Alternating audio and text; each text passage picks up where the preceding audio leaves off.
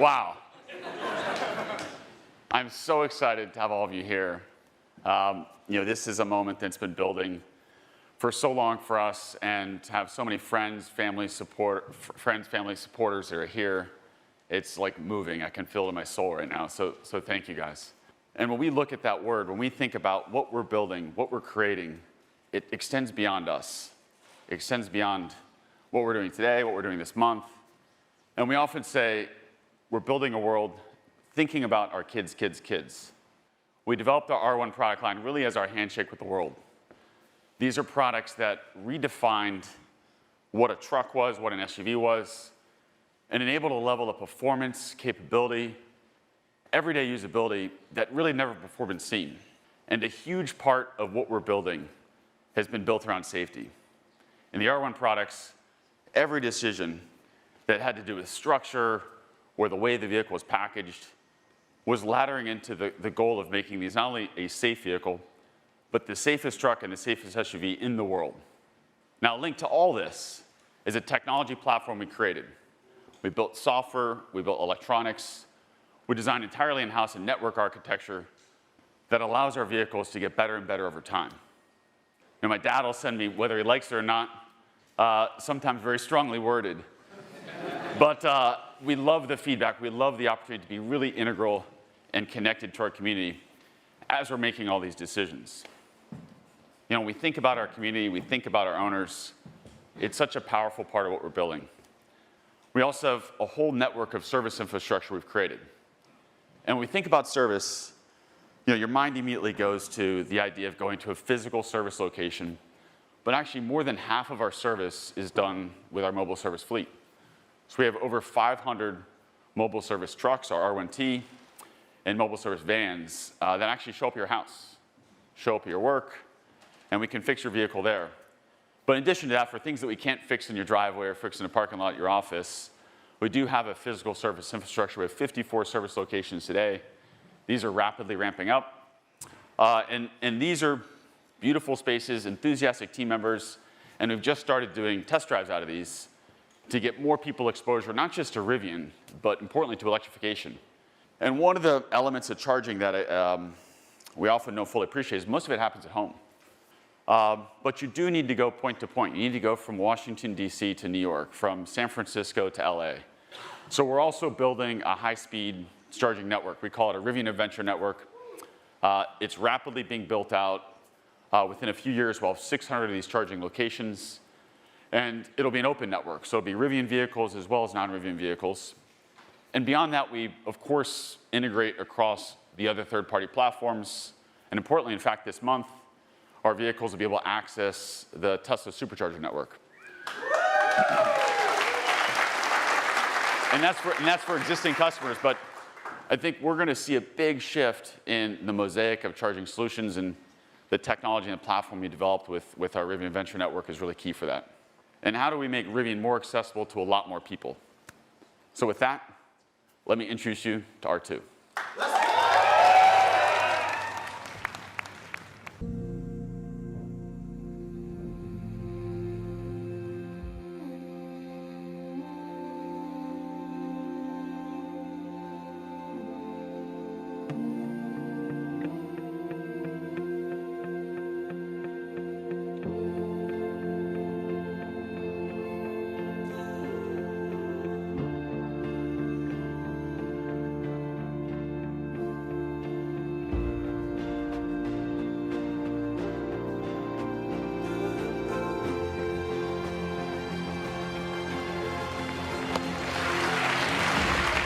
This is Jeff, our Chief of Design.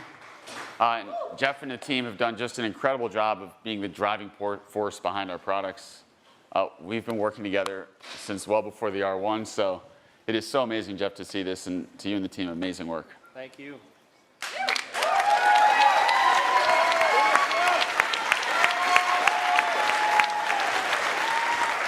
So it is so awesome to show this. I've been waiting for this for a while. And so we're going to walk through the vehicle, but just starting here at the front. In the front of the vehicle, we have a large front storage trunk. For those that are familiar with R1, of course, this should be very relatable. But this is great for putting luggage, backpacks, your gear. It's one of the most used storage areas of our R1 vehicle. We get to see the data on how all of our owners are using it. But it is just an awesome setup, and of course this also serves to support a lot of the front safety in the vehicle in terms of the crash structure that you saw in those R1 videos. Now, if we go around the side of the vehicle, it's hard to see without sitting in it, but so much effort has gone into making sure the packaging, not just in the front row, but also in the second row, creates this really airy, really comfortable, really spacious experience. Something that really is world class. There's nothing quite like it in this size of vehicle where you get in and you feel so comfortable and it feels so inviting. And we're gonna take a look at the interior in a second. But first, just walk around the back. We did a lot of work to create something that builds a really open air experience. And you just saw, or maybe you saw, these quarter windows pop out. And what that does is we leverage the negative pressure off the back of the vehicle to pull natural air through, and it creates this beautiful open air feeling experience. And then the rear glass, which you just saw drop, also opens. And now the rear glass opening, it literally feels like an open air experience, but this gives you an ability to put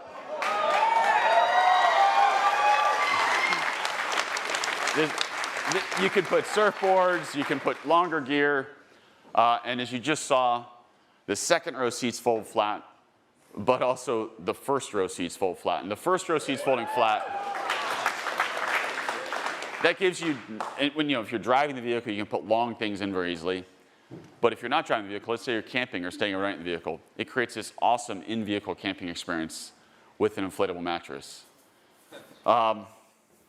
So walking around here to the side, you're thinking to yourself, well, how does the vehicle size? You're probably looking at me, I'm about 6'1", trying to figure out how does this compare to an R1? Well, we'll tell you, it's about 400 millimeters shorter than an R1S. And in addition to being shorter, it's quite a bit shorter in wheelbase. It's also lower in height. And it fits into any garage, it fits into tight spaces, really maneuverable. But to look at it in a driving environment is really helpful. So we'll show you it here next to an R1S.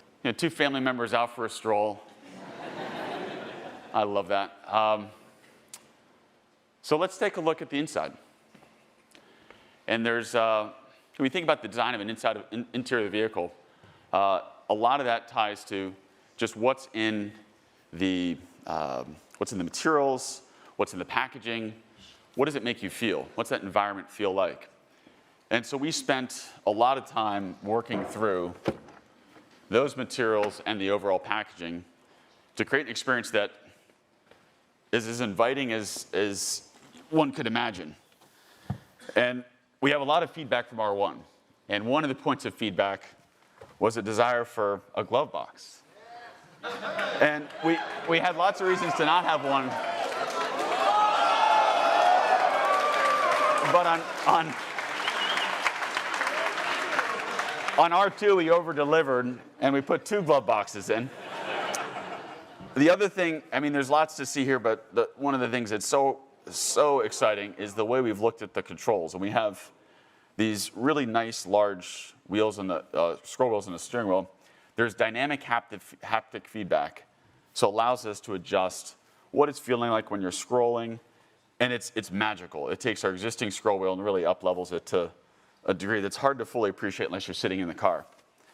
Now, jumping back out, a lot of work went into the doors. Move the speaker out of the door, gives us space for a large water bottle here.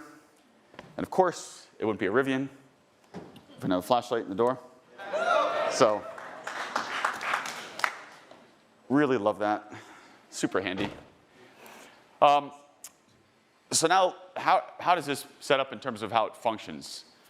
And we built an entirely new platform to underpin this vehicle. A lot of work went into driving manufacturing cost efficiency.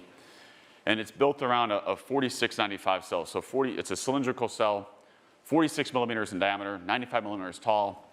It's a much larger cell than the 21 millimeter diameter cell that we have in R1 today.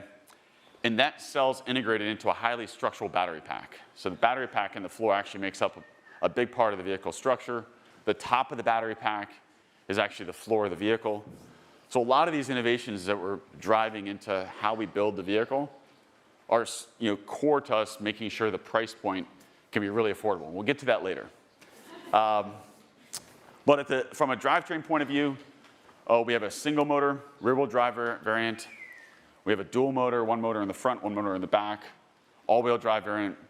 And then we have a tri-motor, two motors in the back, one in the front.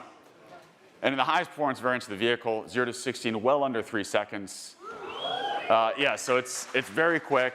And then all those motor combinations can achieve over 300 miles in range.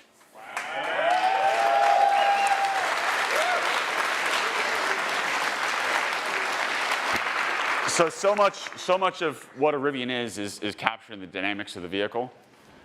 And we needed to make sure that all the decisions we made in the aggregate, the suspension, the drivetrain, the battery positioning, the packaging of the vehicle, delivered something that drove like nothing else. Something that was exciting on-road, something that was incredibly capable off-road, but had the everyday refinement and usability to work if you're parking it in San Francisco or driving it in New York. We talked about the vertically integrated electronics we built that enable this amazing software platform that we've seen in R1. We take that even further in R2. We talked about how the packaging and the design of the structure allows us to achieve really amazing, amazing manufacturability. But we've also focused a lot on sensors and the compute in our vehicle. And this has 11 cameras, 5 radars, 4 radars in the corner, 1 long-range radar in the front, which we couple with our new, much higher compute platform, which will enable this to have a very high level of self-driving. And for us, that represents being able to get on the highway, take your hands off the wheel, eyes off the road, and truly operate it where you get your time back. And so the R2 starting price will be $45,000. R2 represents not just a vehicle, but it also represents a platform. And that platform, as I said, the performance, the capabilities, but also the flexibility from a manufacturing point of view is really important for us. And I'm really, really excited to talk about R2's sibling, which we call R3.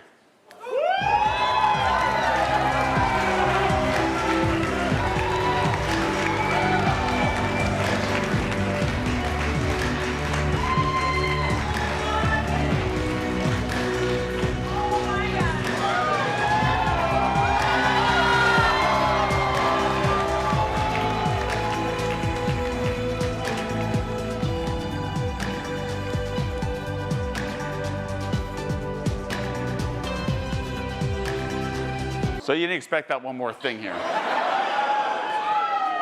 So R3 is, we're so excited about what this sort of delivers beyond what we see in R2. It takes the package of R2 and the platform, it shrinks it, it puts it into our take on what is a crossover, and something like this, wonderful for that everyday urban usability, adventure usability. But I want to spend some time in the back. And we spent so much time as a team thinking about working on how do we create a unique closure experience in the back. And what you just saw happen is the rear liftgate came up, just like we saw in R2. The first and the second row seats fold flat. So it creates an opportunity for in-car camping, or it creates an opportunity to carry your long gear. But when we close this, there's a second way to get to the back, which we call our flipper glass. And what I love about this is it makes it easy to get things in and out, but this actuation can actually go to multiple heights.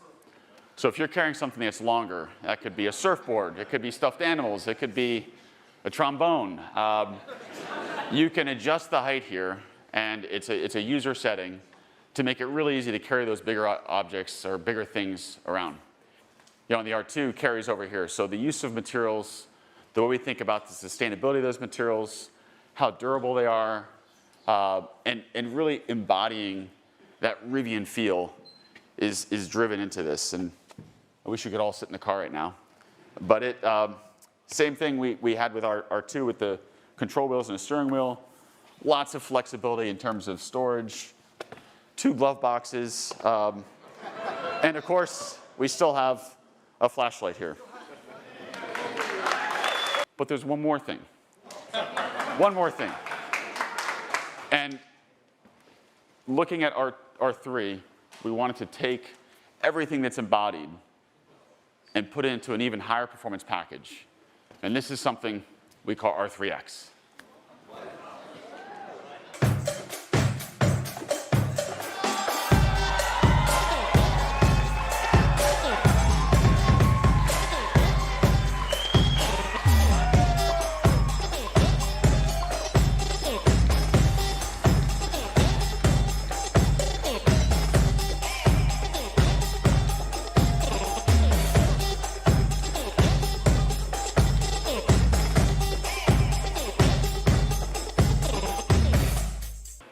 This is just so cool. This is the vehicle, when we walk around in the studio, everybody sees it and they're like, oh, I want that so bad. Lots of subtle differences. It's a wider wheel and tire, a little wider stance, more ground clearance, tri-motor setup, and a focus on really taking the capabilities of what Rivian represents and really flexing that and really showing that. And a small car, smaller crossover, delivering a level of on and off-road performance that will get us all very excited. This is an interior combination we internally call rugged playful, because it looks rugged and it looks playful. But the use of materials and the use of how we laid out those materials with cork and with interesting weaves and interesting ways to anodize metal, it feels so uniquely Rivian, but also so unique to this vehicle and to the performance variant.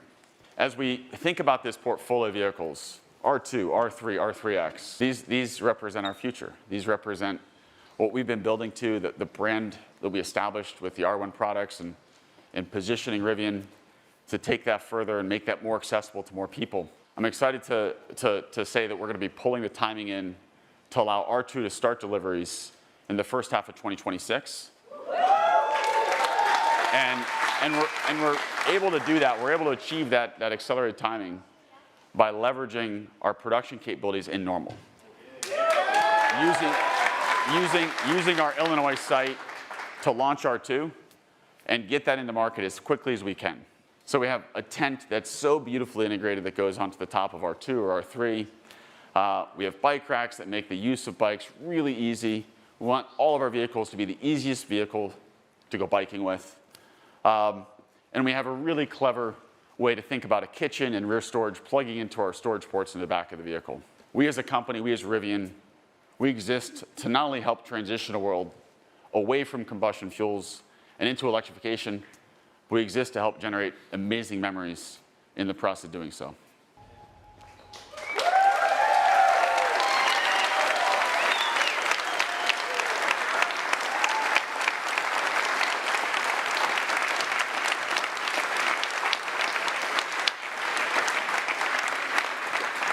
Thank you, everyone, so much for joining us today to hear about our future. We couldn't be more excited.